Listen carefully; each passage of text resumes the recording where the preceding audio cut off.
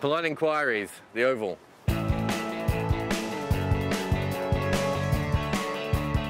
Danny says, right now, Root is the only English specialist batsman averaging over 31 in their series. Drop them all. Well, you can't drop them all because you have to play with 11 in a side. Not enough batsmen in county cricket to replace them. It's amazing that they've won the Ashes and their batting has been so poor. Mark Wood's got the second best average for England. Moeen Ali's got the third, and Mark Wood's imaginary horse has the fourth. Michael Imer says, has Johnson suffered from the loss of Harris? They seem to make a great bet. Of course. I've said for a long time that I thought Ryan Harris was an amazing on-field bowling coach. He's not there. It's a problem. Johnson's been pretty good all Ashes as well anyway. But yeah, of course they've missed Ryan Harris. He's brilliant. Xavier says, is Steve Smith really good or really flawed? He's really good. Yeah, he's really good. A bit flawed. It was the sort of innings he used to play. Scrappy. It was scrappy and scruffy. It was a junkyard dog innings, which is what he used to play all the time. It's taken 3 goes for him to say that, and it still doesn't. He didn't bat like a dog at all. Have you ever seen a dog bat? Yes. They're not very good at cricket. That's not true. They won 2 games back in the 1800s. Jayshree says, should Rod Marsh be sacked?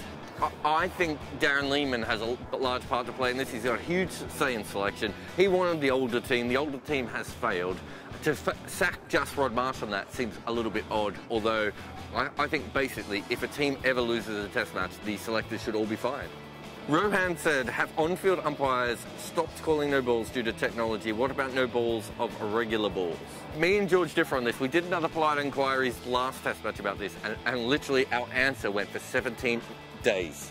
Bowlers lose rhythm when you call them for no balls. Bowlers only really change their bowling if they are actually called for no ball. Just telling them to close to the line doesn't do anything. Batsmen should get the extra run because that puts extra pressure on the bowlers. It's really stupid not to call them. The reason they're not, though, is because there's so much to concentrate at the other end, and that's just happened in cricket.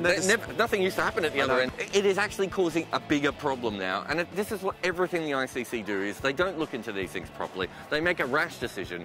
What they should be doing is spending the billions of dollars that cricket makes and having a system where an umpire gets a little beep in his ear when the batsman a bowler steps over the line. Ultimately, the bowlers could just keep their feet behind the line a wee bit.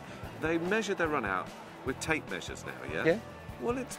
I'm on your side there, but if they're doing it 8 times in a row and the umpire isn't calling it, there's a bigger problem at play here. Definitely true, I do agree with that. Scott said, when will the Australian selectors realise that the experiment of an attacking all-rounder at 6 has failed? Has it? I mean, Sean Marsh failed as well. Oh, you've got to stick with Mitchell Marsh. He's really good. I just think that it's way too early to tell on this. I don't think Mitchell Marsh is quite ready as a test match batsman at the moment, but I understand that there's so much upside. I mean, did you see him bowling today? His bowling was so good. His bowling is improving all the time. So you know that Australia are going to have to rebuild a little bit, and they're going to have to rebuild with people who aren't the finished article. That's how it works. There's a chance there might be 3 years of him being quite ordinary, and then maybe 2 years of him being so magnificent you will rue the day you tweeted that, and then a couple of years of him being ordinary again. James says, I say this every time, but wouldn't it be easier if we open with Root and Bairstow at 50 for 3 every game?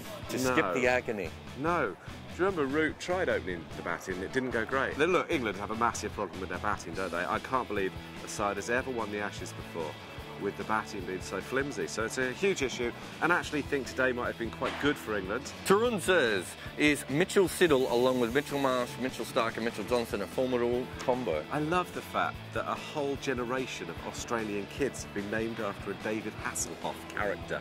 Which character? Mitchell in Baywatch. I want to ask the camera, am I right? Is he right, camera? Peter says, why can't England cope with scoreboard pressure? I know, is it because they're not very good at batting, and being a long way behind makes it hard to do. Do you know what? I think that Australia have played really well in this game. They left the ball really well in there. They were very lucky in the first innings too. Chris Ward said, should England consider position of Butler in this team? We had a lot about Butler today. You're probably the most pro-Butler person I've ever met. I mean, you're essentially his agent. I think that they knew when they selected Butler a year ago, if you remember Matt Pryor's career finished quite suddenly, and he was catapulted into the side when everyone knew he wasn't ready. He hadn't even had a season keeping with Lancashire or Somerset or anybody else. The shot he played today, I mean, it was wretched. To play like that against an off-spinner is very worrying, bearing in mind you're about to go to the UAE.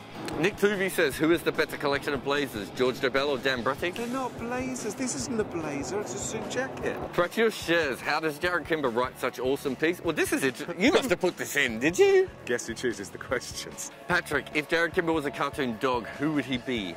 Muttley? Jeez, that was terrifying. Paul said, is Adam Live really Paul Nixon? Looks like Nixon, bats like Nixon, smells like Nixon, he must be Nixon. Funny thing, and not many people know this, is Nirvana almost called that album Smells Like Paul Nixon. Oz Cricket Fan says, any danger of you mentioning Zadran at least once in polite inquiries during these Ashes? I don't think so. See you tomorrow. Zadran!